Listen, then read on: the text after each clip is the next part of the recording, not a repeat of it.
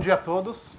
Bom, meu nome é José Papo, eu trabalho na Amazon e como eu não ia poder falar, não posso falar para vocês quando o Kindle vem para o Brasil, não posso falar quando a loja de e-commerce vai abrir, então eu resolvi falar de mim mesmo, né? Então eu vou falar um pouquinho sobre o que eu faço, mas também não é uma coisa só egocêntrica, né? A ideia é falar um pouco sobre por que eu quero falar isso e vocês entenderem como isso eu acho que faz parte de uma missão que todos nós temos que ter. E contando uma história, né, meu título, né, o meu papel na Amazon, especificamente na Amazon Web Services, que é uma unidade dentro da Amazon.com, é um evangelista, né, eu sou um evangelista. E é interessante que eu contar essa história pessoal de que quando eu comentei, né, esse título ele é usado em muitas empresas, mas ele é pouco conhecido. Muitas vezes até mesmo dentro das áreas de TI, dos departamentos de TI, poucas pessoas sabem o que é um evangelista, o que ele faz. E foi engraçado o dia que eu contei para minha mãe que eu ia ser um evangelista, né? Porque eu sou judeu. Então você imagina, quando eu falei a primeira coisa, eu falei, mãe, eu vou ser um evangelista da Amazon. Mas ela não entendeu o Amazon, ela entendeu o evangelista, né? A primeira coisa que veio na mente dela foi isso, né? Meu Deus, meu filho vai se converter, vai sair para o mundo e nunca mais vou ver ele. E acabou, né? Acabou minha vida. Então, quase ela chorou, né? Aí eu tive que explicar para ela o que é um evangelista. Então, acho que esse é um título que é interessante porque é usado por empresas famosas no mundo. A Apple tem evangelistas, Google tem evangelistas, a Microsoft, onde eu trabalhei durante um tempo, uma equipe muito boa e muito grande aqui, inclusive dei muitas palestras aqui, tem evangelistas, a Amazon tem evangelistas. Então, eu quis contar um pouco sobre o que é isso, até para entender a importância desse papel, não só no contexto específico que eu falo, né? Então, na verdade, quando a gente fala em um evangelista, a gente está dizendo agora já peguei. Em conteúdo e pessoas, né? Eu acho que esse é um ponto fundamental. O que um evangelista faz? Ele faz desde publicar artigos em blogs, ele faz vídeos e slides, né? Slides nesse caso aqui, vídeos contando histórias e contando sobre tecnologias. Ele faz... tem pessoas, né, acaba falando bastante no Twitter. Eu falo muito no Twitter e uso bastante o LinkedIn como ferramenta, até porque eu acho engraçado, né? Depois que eu entrei na Amazon, eu comecei a receber muito mais requisições no LinkedIn. O pessoal acha que eu trabalho na Amazon.com, né? Então acho que acha que tem um interesse também nesse sentido, mas tem muita gente de tecnologia também acessando, e isso acaba gerando uma necessidade de criar, né, de transformar, passar conhecimento para frente, né?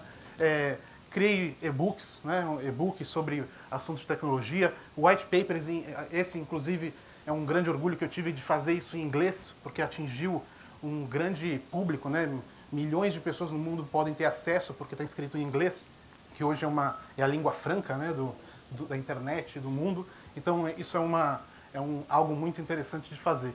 Além de dar entrevistas para a imprensa, porque também isso leva a mensagem, né, do que a gente está falando sobre tecnologias. E uma das coisas que eu acho que é o mais interessante para mim, e isso resume o que é um evangelista, né, que é você falar para as pessoas e educar pessoas, né? Na verdade, o evangelista eu resumo em ser um educador, né? Ele é um educador de algum tipo de tecnologia nova, um tipo de tecnologia avançada ou não, que você está falando sobre o mundo. É um educador. Então, o evangelista nada mais é do que um educador. Ele educa as pessoas e ele utiliza o seu conhecimento para passar esse conhecimento para frente, para ajudar pessoas, né? É claro que é importante dizer, e esse é um ponto fundamental, para você ser um evangelista, ou para você falar, ou para você educar uma pessoa, você tem que realmente ser apaixonado por aquilo que você gosta. Então, acho que esse é um ponto fundamental. Se você vai dar uma palestra, se você vai falar sobre o assunto, mas você não gosta daquele assunto, dificilmente você vai dar uma boa aula, né? Por exemplo, não adianta você ser um professor de física e falarem para você dar uma aula de história, não vai ser a mesma experiência de que alguém que é apaixonado por história e que quer contar a história de Roma, por exemplo. Então, esse é um ponto fundamental. Então, o que é o evangelismo, né? Então, o evangelista não é, apesar de ele ser um cara que tem quase uma Bíblia, né, na mão, e ele vai atrás, como eu, que estou viajando na América Latina para falar sobre essas tecnologias que eu atualmente estou ajudando a Amazon, né, a levar essa palavra, né? O que eu falo especificamente, né? E eu acho que isso é importante porque eu sou apaixonado por esse assunto e é interessante que passar isso para frente, né? Então a gente sabe que as indústrias, todas elas vão ser afetadas de alguma forma pelo mundo digital. A Forrester Research fez uma palestra no último dia que foi interessante, há um mês atrás, que eles falaram que até a indústria de cimento vai ser transformada pela revolução digital. Quer dizer, todas elas podem ser impactadas por isso, né? E isso, para mim, é fascinante, né? Você poder ver como, por exemplo, esses aparelhos, né, que são computadores pessoais que você carrega, né? Todas essas tecnologias novas, como tablets, como o e-commerce, como as mídias sociais, como a própria... como a transformação do Big Data, o impacto que você tem de milhões e milhões, petabytes de dados todos os dias sendo gerados por pessoas, né? Como que isso, né? E essa acho que é uma pergunta interessante, que às vezes, principalmente quem trabalha, quem é engenheiro, gosta de saber, né? Como que isso tudo funciona, né? Aonde que está toda essa informação? Porque a gente sempre vê o lado do usuário final, né? Ele tem um celular e está acessando a sua aplicação. Mas onde que estão esses dados? Onde que estão esses dados? Onde eles são armazenados? Onde eles são guardados? E é isso que eu atuo, né? Eu falo, a nuvem, na verdade, a computação em nuvem é a energia elétrica da internet hoje. Então, se esses data centers mundiais, não só da Amazon, mas da Microsoft, da Google, da Hackspace, todos esses outros que fazem isso, se eles simplesmente sumissem de uma hora para outra, todos esses aparelhos que a gente tem na mão, todos esses recursos que a gente tem, eles sumiriam nesse mesmo momento. Quer dizer, eles não serviam para nada. É isso que a gente tem que imaginar. Então, esse é o ponto.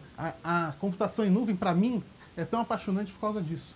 Porque ela é a base, é a infraestrutura para você conseguir fazer com que empresas, por exemplo, como a Netflix, conseguisse revolucionar o mercado de filmes e de vídeos, né? Eles revolucionaram tanto esse mercado que uma empresa sumiu nos Estados Unidos, que é a Blockbuster, ela desapareceu porque a Netflix criou um nicho, um mercado novo baseado nessas tecnologias inovadoras, em computação em nuvem, em tablets, em smartphones, em aparelhos, né? E isso está revolucionando não só essas mídias, como até as TVs pagas, né? Tem gente nos Estados Unidos já que parou, não contrata mais TV paga, contrata Netflix e alguns outros e acaba, não usa mais outra mídia de acesso na TV.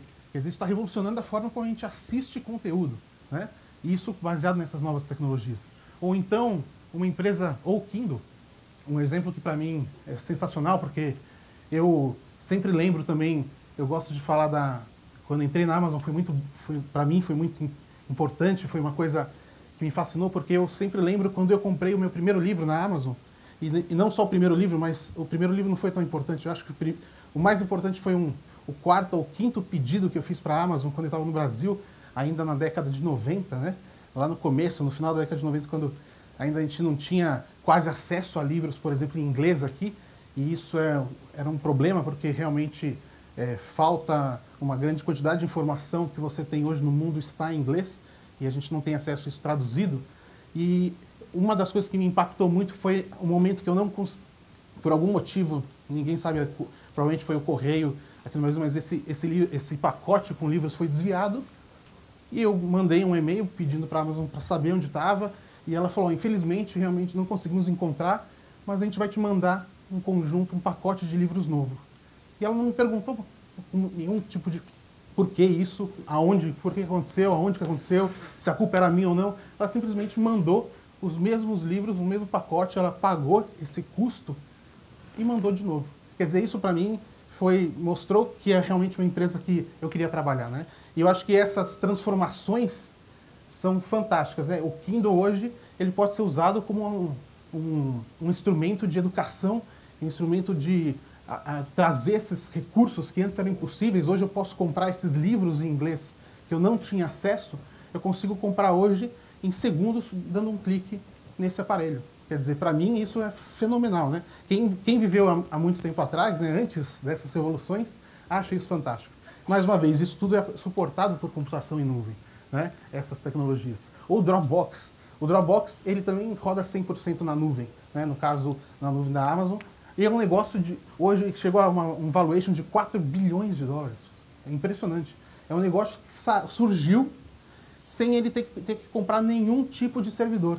Ele não instalou um data center, ele não precisou construir esses data centers, ele simplesmente tinha uma ideia e ele queria focar o negócio, a ideia dele, e transformar isso num negócio. Ele não precisou se preocupar em quantos servidores ele tinha que ter, onde que ele ia armazenar isso, aonde ele ia colocar. Ele simplesmente usou o poder revolucionário da computação em nuvem que está disponível para esses empreendedores digitais, né? Ou o Simple, que é um banco totalmente online nos Estados Unidos, sendo usado na internet, ou a Nasdaq, que já está usando isso para indústrias financeiras, mas eu também gosto de dar os exemplos brasileiros, né? Por quê? Isso para mim que é interessante. Trabalhar como evangelista numa empresa como a Amazon, ela permite que eu fale hoje com centenas, milhares de empreendedores, né? E startups e grandes empresas. E eu consigo fazer também essa ligação entre essas startups e essas grandes empresas. Isso é fantástico, né? Você poder perceber que o seu trabalho, ele apoia, ele ajuda esses empreendedores, desde alguns já grandes, como o Peixe Urbano, né? Que já tem mais de 1000 funcionários, mas que surgiu com 3, né? O Alex Tabor, que é um dos sócios, ele costuma comentar, surgiu com 3 sócios e um cartão de crédito, né? Que é o cartão de crédito que eles passaram na Amazon Web Services para começar a criar os servidores para oferecer o serviço deles de compras coletivas, mas também outros. A gente está vendo algumas revoluções como esse Easy Taxi, que é uma solução brasileira que está revolucionando a indústria de táxis. Quem diria, né? Será que a indústria de táxis pode mudar com tecnologia? Pode sim. Esses caras, esses empreendedores estão fazendo isso. Eles criaram são apps que rodam em vários tipos de smartphones diferentes. Quando ele abre a aplicação, ele detecta todos os táxis que estão dentro desse sistema. Ele detecta todos os táxis que estão próximos de você, você dá um clique e o táxi vem até você. Simples assim, né? Quer dizer, muda o modelo onde você tem que ligar para uma cooperativa de táxi, pedir o táxi, às vezes eles não têm, não sabem onde está, demora às vezes 10, 15 minutos só para ele te responder que não tem táxi disponível. Não, você vê na hora, né? É revolucionário, eles estão mudando a forma como uma indústria trabalhou o tempo atualmente, né? Trabalha dessa forma. Isso pode ser o futuro de toda a indústria de táxis, né? Isso através da tecnologia. Ou essa Orama, que também para mim é um exemplo fantástico de como você, com tecnologia e uma ideia boa, pode pegar fundos de investimentos que antes eram só restritos a milionários e colocar isso à disposição do grande público, de pessoas que podem ter 500, 1000 reais e com pouco dinheiro ele consegue hoje investir num fundo de investimentos que antigamente era só disponível para milionários e ter um benefício financeiro nisso, em ter uma renda, um investimento maior, né? Tudo isso baseado em tecnologia, né? Então, isso para mim, a computação em nuvem, a meu ver, nesse sentido, né? Eu gosto do Monty Python, então eu coloquei essa mensagem, né? O sentido da vida. O Monty Python, para mim, é icônico, todos os filmes deles, mas para mim o sentido nesse caso da computação em nuvem não é a tecnologia em si. Eu acho que esse é importante a gente lembrar. Mesmo que a gente fale em tecnologias inovadoras, em wearable technologies ou em smartphones, isso na verdade não é o fim, elas são ferramentas. Eu acho que esse é um ponto sempre que a gente tem que lembrar. Elas são ferramentas para um fim principal, que são as pessoas e esse relacionamento com as pessoas que a gente traz. Elas não trazem nada de novo além disso, né? E eu acho que, colocando aqui, eu acho que esses pontos eu acho que é interessante falar, e por isso que a computação em nuvem está revolucionando tanto o mercado, não só porque ela reduz os custos nesses projetos que antes eram só de sustentação, como elas também ajudam as empresas, startups e até grandes empresas a inovar com pouco dinheiro, com pouco capital e também reduzindo o risco. Eu acho que essa palavra é muito, muito importante para empreendedores. Redução de risco, né? Você reduz o risco no sentido de que você não precisa investir muito dinheiro para começar. Você pode começar pequeno. Hoje a gente tem ferramentas para isso, né?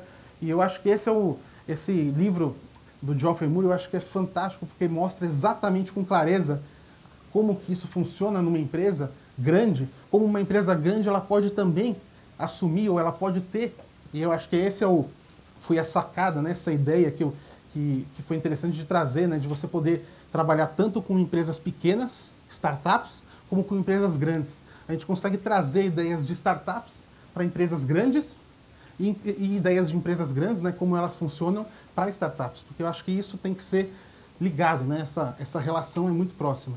E eu acho que essa ideia é fantástica no sentido de que as empresas grandes, elas vivem com outro dilema, né? Que é o dilema de o negócio dela vai indo bem, o negócio dela está bom, só que o negócio dela não é para sempre.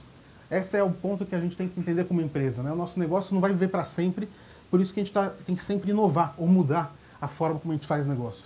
Mas se a gente não aloca recursos naquela parte que é aquilo que está funcionando, para aquela parte que não está funcionando ou não está dando dinheiro hoje, né, que é a parte de inovação, né, são aqueles produtos que hoje vendem pouco, mas que vão ser as vedetes no futuro, então você pode ser uma empresa que daqui 5, 10 ou às vezes 2 ou 3 anos pode morrer. Eu acho que esse é um ponto-chave para as empresas que são médias e grandes entenderem, né, que ela precisa reduzir os custos, e a nuvem ajuda nisso, reduzir custos de um lado e investir esses custos com menos risco do outro lado, que também é o outro, por isso que o paradigma da computação em nuvem ela está impactando tantas empresas, né, e tantas indústrias. Exatamente porque ela ajuda você, como empresa, a reduzir custos de um lado e reduzir o risco de outro nos projetos de inovação. Quer dizer, você consegue usar essa tecnologia para melhorar a forma como você trabalha dos dois modelos, né? Então, hoje a gente tem ferramentas, eu acho que esse é o ponto-chave para vocês entenderem. É claro que não dá tempo de falar sobre cada uma delas, mas eu recomendo que vocês procurem conhecer essas ferramentas, porque são ferramentas para ajudar vocês, para apoiar vocês a fazer negócios, a ser mais empreendedor, a criar sua própria empresa, ou melhorar a empresa onde você está, porque vocês podem trabalhar numa grande empresa e é importante que vocês ajudem ela. Se vocês estão nessa empresa, vocês têm que acreditar no que vocês fazem como funcionários dessa empresa. Então, melhorar. Tem ferramentas hoje como Lean Startup, como livros como do Geoffrey Moore de inovação, que é o como lidar com o darwinismo, né, das empresas. Vai acontecer, como você não se tornar um dinossauro, né, a computação em nuvem, né, você ter essa visão de que, às vezes, pequenas apostas, né, que são os little bets, pequenas apostas em tecnologias que você pode não acreditar hoje, mas que podem render muitos frutos no futuro, que é isso que muitas vezes faz com que uma startup hoje desbanque uma grande empresa atual, né, amanhã, né, como uma Netflix desbancou uma Blockbuster. É uma ideia pequena, que ninguém acreditava, era pequeno o mercado, mas de um mercado de nicho ele se tornou o mercado, né? Então é importante que a gente sempre lembre disso. Então, mas eu acho que o ponto, voltando à minha visão, né, do evangelista, né, e de educação, eu queria lembrar, eu acho que isso é importante para todos nós, né, de poder fazer isso, né, eu, por exemplo, eu sou um geek, né, por natureza, sempre fui nerd.